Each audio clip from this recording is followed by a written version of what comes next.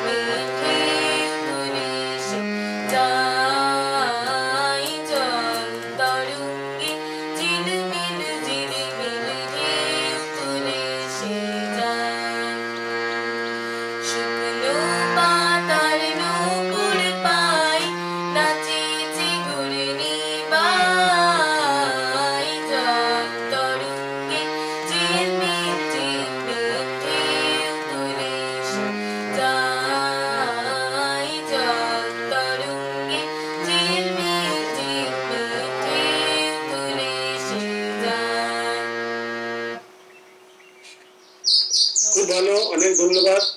এবার গিয়াসউদ্দিন স্যারকে আমন্ত্রণ জানাবো। স্যার,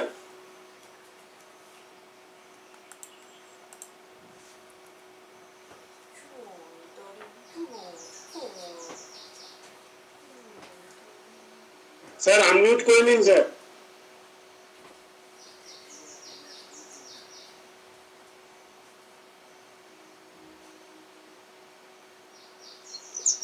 স্যার আপনার মাইক্রোফোন মিউট আছে, আনমিউট করে নিন। এবার শোনা যাচ্ছে? হ্যাঁ স্যার। 1 মিনিট একটু সময় নেব।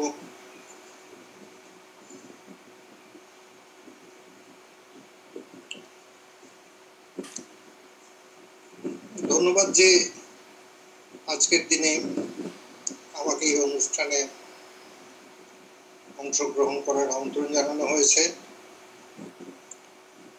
আমি অনেকক্ষণ আশায় রয়েছে আমাদের কামাল উদ্দিন সাহেব আসবেন, হয়তো এই অবস্থায় দেখা হতো, ওনার সহযোগিতায় যে অনুষ্ঠানটি হচ্ছে যেমন করে হোক। উনি এসেছিলেন স্যার, উনি এসেছিলেন, ব্যস্ততার কারণে চলে গেছেন। কামালউদ্দিন স্যার এসেছিলেন, মুজিবর সাহেব এসেছিলেন। মুজিবরের তো শুনলাম, ছিলাম আমি তখন। যাক, ঠিক আছে। উনি অন্যতম প্রধান পৃষ্ঠপোষকদের একজন নজরুলের। আমরা ওই জন্য ওনার কাছ থেকে অনেকটাই আশা করি। এলেন, কথা শোনা করলে গেল, এটা অনেক বড় পাওনা। ভবিষ্যতে হয়তো অন্য কোনো প্রোগ্রাম নেবেন এই আশা রাখছি। কিন্তু এই অনলাইনে এই যে সবাই আসার সুবিধাটা, একসঙ্গে হওয়ার এই যে সুযোগটুকু সঞ্জয় দেবনাথ দিয়েছে, এটা অনেক বড় পাওনা। আমরা অনেকগুলো মানুষকে, অনেক জায়গার মানুষকে একসঙ্গে পেলাম। এই সময়টা একটা সময় এসেছিল যখন সময়ের জটিলতা কাটাতে গিয়ে আমরা রবীন্দ্রনাথের আশ্রয় নিয়েছিলাম এবং সেই সময়টাকে, দুঃসময়টাকে পার করা গেছিল। ইতিহাসের বিভিন্ন মোড়ে সেরকম সময় এই সমাজে এসে যায়, তখন আমাদের যাদের আশ্রয় নিতে হয় বাংলা সংস্কৃতির জন্য, তারা রবীন্দ্রনাথ, নজরুল, বঙ্কিমচন্দ্র। আজকে যেমন বন্দে মাতরম 150 বছর পূর্তি রাখা হয়েছে। তো এদেরকে দিয়েই আমাদের এই যে সমাজের সংকটগুলোকে নিরসন করতে হয়, আমাদের সংকটগুলোর সঙ্গে লড়াই করতে হয়। আজকের এই অনুষ্ঠানটা তাদের রবীন্দ্র নজরুলের প্রতি শ্রদ্ধার যেমন, তার থেকে এর সামাজিক প্রয়োজনটা বোধহয় অনেক বেশি। আমরা এই মুহূর্তে দাঁড়িয়ে রবীন্দ্রনাথ নজরুলের উপর ভরসা করতে চাইছি। সময় টু কমব্যাট টাইম, সময়টাকে সময়ের সঙ্গে লড়তে, সময়কে সমাজের অনুকূল করতে।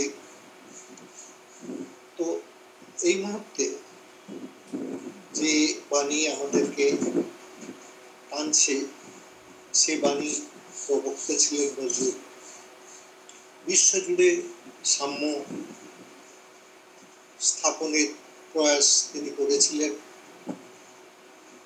দেশের এবং দেশের বাইরের সমস্ত মানব জাতিকে একসঙ্গে নিয়ে চলার কথা তিনি বলেছিলেন, যে কারণে নজরুল আমাদের এই পৃথিবীর এই অংশে চিরকালই সময়ানুগ হয়ে থাকবেন। কালকে জয় করে তিনি এই জায়গাটায় পৌঁছতে পেরেছিলেন তার সাহিত্য দিয়ে, ভাবনাটাকে সাহিত্যে প্রতিফলিত করে। আমরা আজকের দিনে তার নজরুলের যে সবাইকে নিয়ে চলার মিলন বার্তা, সেটারই অভাব বোধ করছি এবং তাকে অভ্যর্থনা জানাচ্ছি 2-4 লাইন কবিতার মাধ্যমে। এইভাবে, তোমাকে এখন চাইছে মানুষ, তুমি একবার এসো, সবার ঘরে বসতে যেমন তেমনি করে বসো, দরাজ হাসি, উদার হৃদয়, মাথায় বাবরি চুল, তোমাকে চিনতে এই বাংলায় হয় না কারো ভুল। সিন্ধু যখন তোলে হিল্লোল, মিসিসিপি বলে আছি, তোমার প্রলয় শিখাটি জ্বালিয়ে মানুষের কাছাকাছি, ওখানে এখানে ওখানে পৃথিবীর সব বঞ্চিতরা সমতুল, তোমাকে চিনতে এখন আমাদের হয় না কোনো ভুল। তুমি কার কথা বলে যাও বারে বারে, যত অনশন বন্দির ইস্তেহারে, বিভেদ যখন মাথা তুলে গাও আনন্দময়ীর গান, গজল লে হামদে কুবের দেশের দেখো ভরে ওঠে প্রাণ, কঠিন সময় হার মেনে যায়, তোমাতেই নজরুল, তোমাকে চিনতে এই বাংলায় হয় না কারণ। আমরা আসুন একসঙ্গে থাকি, মিলেমিশে থাকি। এই মিলনের বার্তা নজরুল সাহিত্য যতটা প্রচার করে, বলে, ততটা বাংলা ভাষায় খুব কমই রয়েছে। আসুন আমরা নজরুল সাহিত্যকে পড়ি এবং তার বার্তাকে সমাজে ছড়িয়ে দিই। নমস্কার।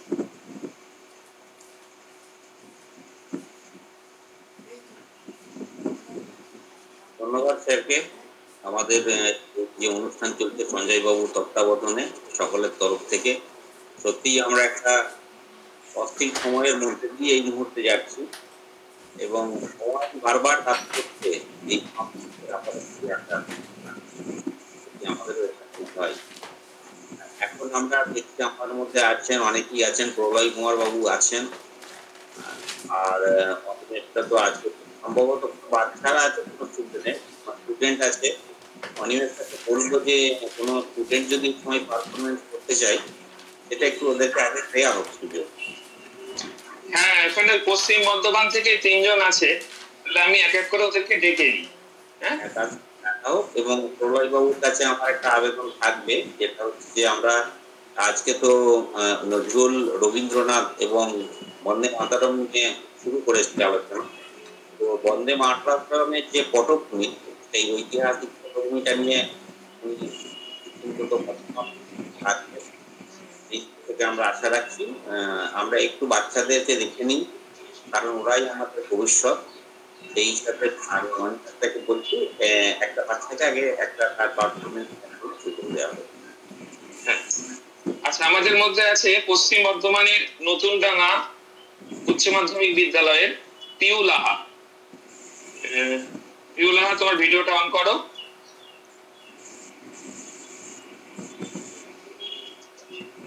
পিউ লাহা তার পরিবেশন করছে।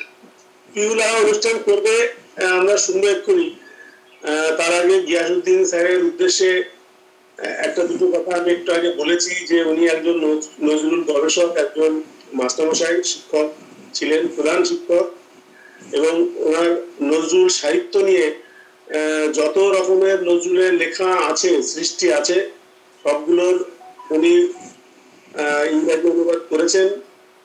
বাংলার নজরুলকে বিশ্বের দরবারে উনি পৌঁছে দিয়েছেন এবং ওনার জন্য আমাদের শুভকামনা রইল। আরো যে সমস্ত কাজ যদি কিছু বাকি থাকে সেগুলো উনি এইভাবে বিশ্বের দরবারে পৌঁছে দিন এবং আগামী দিন সুইডিশ একাডেমি থেকে আমাদের আরো একটা প্রাপ্তি ঘটুক, এই কামনা করব। স্যার, আপনি যদি কিছু বলতে চান তাহলে বলুন এবং তারপর মাইক্রোফোনটা একটু অফ করে দেবেন।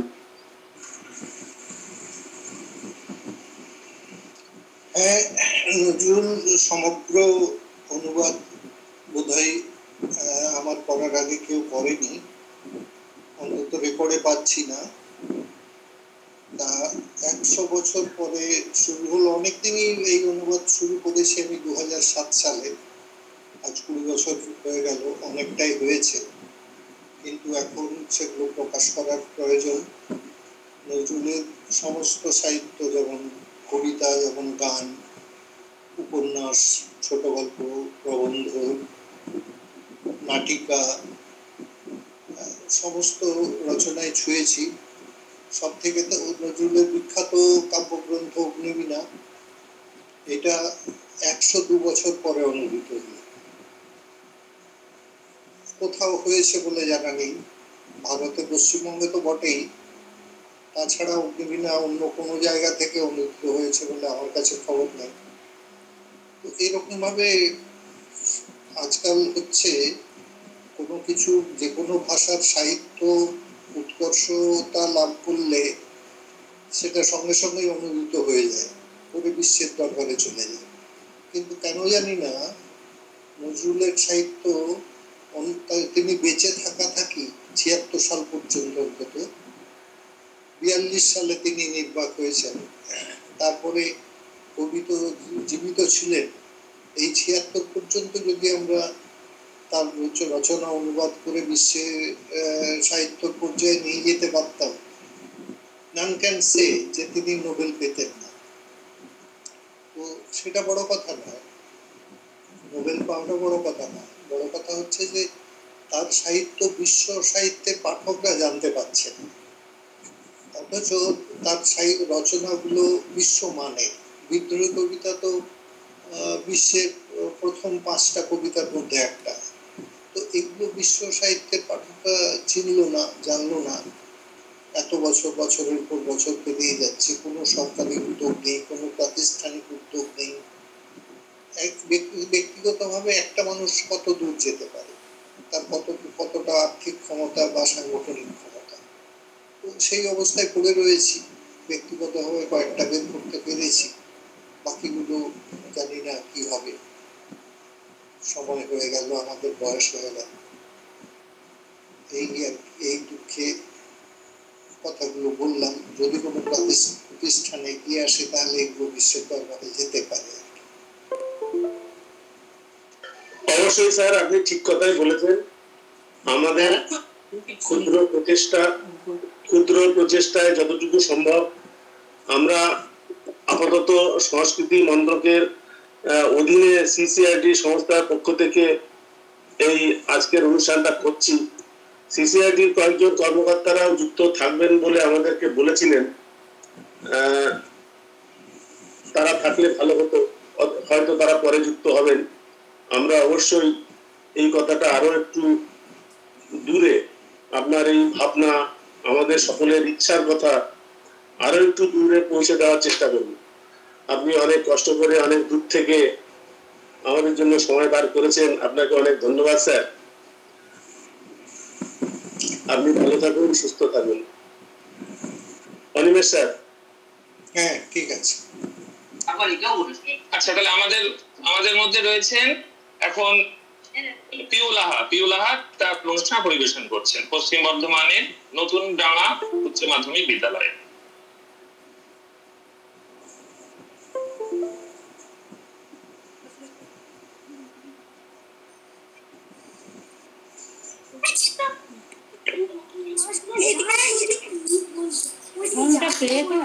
প্লে কর।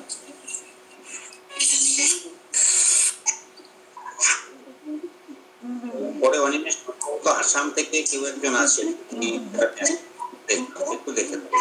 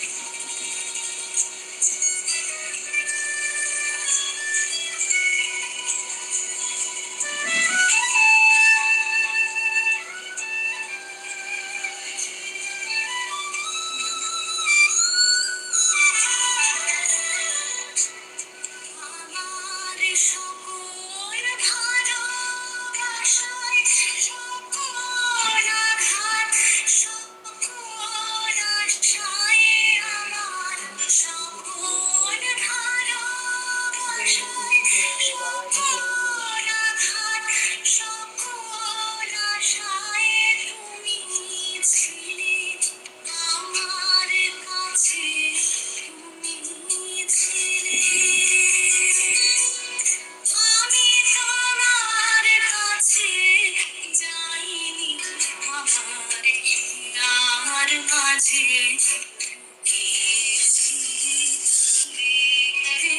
আমি পাইনি তোমায় রে, আমি আমার হিয়ার মাঝে লুকিয়েছি।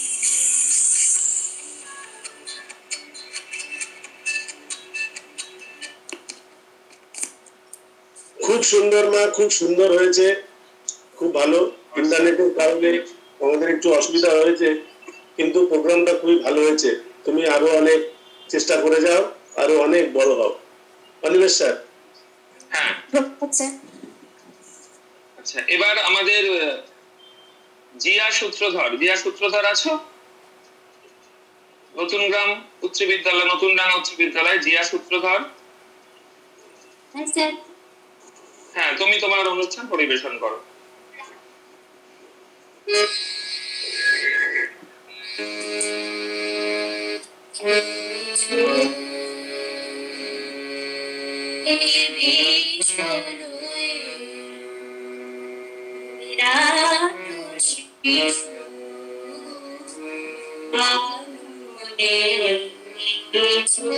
তুমি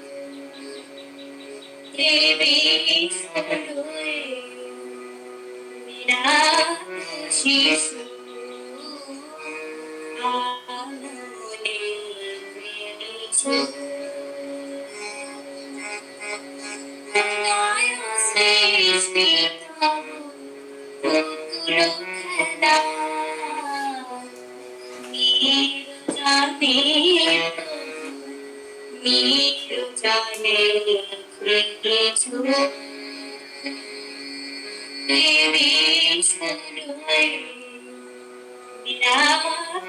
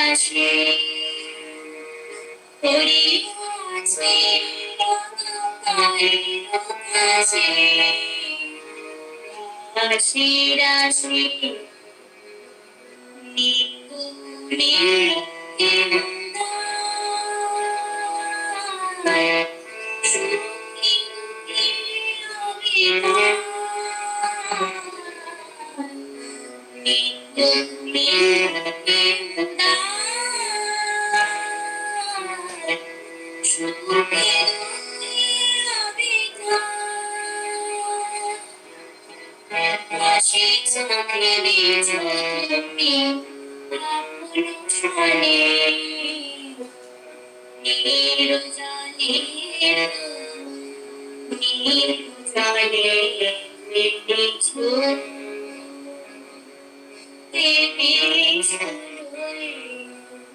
বিনা শিশু মনে কিছু প্রণয় সৃষ্টিরাম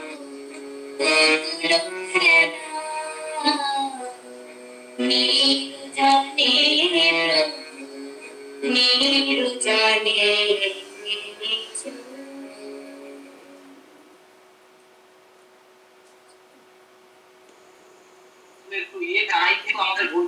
খুব সুন্দর, খুব সুন্দর, দারুণ পরিবেশনা। আর ওই স্কুল থেকে আর একজন আছে, তাকে ছেড়ে দিলে বাচ্চাদের পাঠ মোটামুটি হয়ে যায়। বকুল দাস। ওটা একটু থাক, আমরা পরপর শুনছি, আবার শুনবো, 2-5 মিনিট তো ব্যাপার। আচ্ছা আচ্ছা আচ্ছা আচ্ছা, বকুল প্রস্তুত থেকো, আমরা আরেকটু অন্যদের অনুষ্ঠান শুনে নিই। সবকিছু তো সময়ের দাবি নিয়ে সৃষ্টি হয়, যে কোনো সৃষ্টির পিছনেই একটা দাবি থাকে, আমাদের সময়টাও খেয়াল রাখতে হচ্ছে। সঞ্জয়দার কাছ থেকে আমরা একটু সময় চেয়ে নিলাম। বিষয় হচ্ছে আমাদের মধ্যে আছেন অনেকেই, এবং হয়তো অনেকেই যে চেষ্টা করছেন আরো আসার, জানি না কতটুকু শেষ পর্যন্ত এসে পৌঁছবে। ছোট করে 2-1টা কথা আমি এর মাঝে বলে নিই, সেটা হচ্ছে সঞ্জয়দার অনুমতি নিয়েই। প্রথমত হচ্ছে দেখুন, রবীন্দ্রনাথ এবং নজরুল নিয়ে তো আমাদের কথাবার্তা চলছেই। আমাদের আরেকটু কথা যেটা আমরা বলতে চাইছি সেটা হচ্ছে বন্দে মাতরম যে 150 বছর হবে, সেটা নিয়ে আপনারা আপনাদের মতামত দেবেন। কারণ সেই 1875 সালে সম্ভবত 7ই নভেম্বর ব্রিটিশ ভারতের নৈহাটির যে কাঁঠালপাড়ায় বসে সাহিত্য সম্রাট বঙ্কিমচন্দ্র লিখে গেলেন তার এই বন্দে মাতরম কবিতা। পরবর্তী সময় আনন্দ মঠে সেটা স্থান পেল, এবং আজকের দিনে তার 150 বছর হচ্ছে, সেটা আমাদের জাতীয় স্রোত হয়ে গেছে। এই যে বন্দে মাতরম, এই বন্দে মাতরমের যে পটভূমিগুলো, সেগুলো নিয়ে আপনারা একটু আলোচনা করুন। এর ঐতিহাসিক পটভূমি আছে, আমরা প্রত্যেকেই জানি যে কোন পরিপ্রেক্ষিতে এটা রচিত হয়েছিল, সেটা প্রলয়বাবু আর আলোকপাত করা বলুন। সকলকে নমস্কার। বন্দে মাতরম। জাকির তাকে ধন্যবাদ সত্য ধরিয়ে দেওয়ার জন্য। এই যে বন্দে মাতরম যে ধ্বনি আমরা বিভিন্ন জায়গায় শুনতে পাই, কোনো অনুষ্ঠানে, আন্দোলনের মঞ্চে, বিভিন্ন স্থানে। তো এই বন্দে মাতরম ভারতের জাতীয় যে আন্দোলন, অর্থাৎ স্বাধীনতা আন্দোলন, এর অন্যতম, এখানে হচ্ছে অন্যতম প্রেরণাদায়ক গান। অর্থাৎ যে গানগুলো আমাদের স্বাধীনতা সংগ্রামে ভারতবাসীর মনে আন্দোলনের ঢেউ তুলেছিল, আবেগের মধ্যে বিপ্লব এনেছিল, তার মধ্যে অন্যতম হচ্ছে বন্দে মাতরম। আমরা সকলেই জানি যেটি রচনা করেছিলেন সাহিত্য সম্রাট বঙ্কিমচন্দ্র চট্টোপাধ্যায়, এবং এই গানটি প্রথম প্রকাশিত হয় তাঁর বিখ্যাত উপন্যাস আনন্দ মঠে, যা 1882 সালে প্রকাশিত হয়। এর ঐতিহাসিক পটভূমি যদি আমরা পর্যালোচনা করি, সেখানে আমরা দেখব যে 19বিংশ শতাব্দীতে যখন ব্রিটিশ শাসন চলছে, এবং সেই ব্রিটিশ শাসনের অধীন যে ভারতবর্ষ, সেখানে যে জাতীয়তাবাদের উত্থান শুরু হয়েছিল 19বিংশ শতাব্দীতে, সেই সময় দেশের স্বাধীনতা ও মাতৃভূমির প্রতি আমাদের ভালোবাসা জাগিয়ে তুলতে সাহিত্য সঙ্গীত বড় ভূমিকা নিয়েছিল। কবিগুরু রবীন্দ্রনাথ ঠাকুরের লেখা, কাজী নজরুল ইসলামের লেখা, এই বিষয়ে আমরা অনেক পড়াশোনা করেছি এবং আজকেও কিছুটা আলোচনা হয়েছে। তো সেখানে এই বন্দে মাতরম গানটি সেই আবেগ থেকেই সৃষ্টি। আনন্দমঠ উপন্যাসের পটভূমি ছিল, যদি অতি সংক্ষেপে বলা যায়, তাহলে আনন্দমঠ উপন্যাসের পটভূমি ছিল অষ্টাদশ শতাব্দীর সন্ন্যাসী বিদ্রোহ। সেখানে আমরা আমাদের মাতৃভূমিকে দেবী মূর্তিতে কল্পনা করেছি।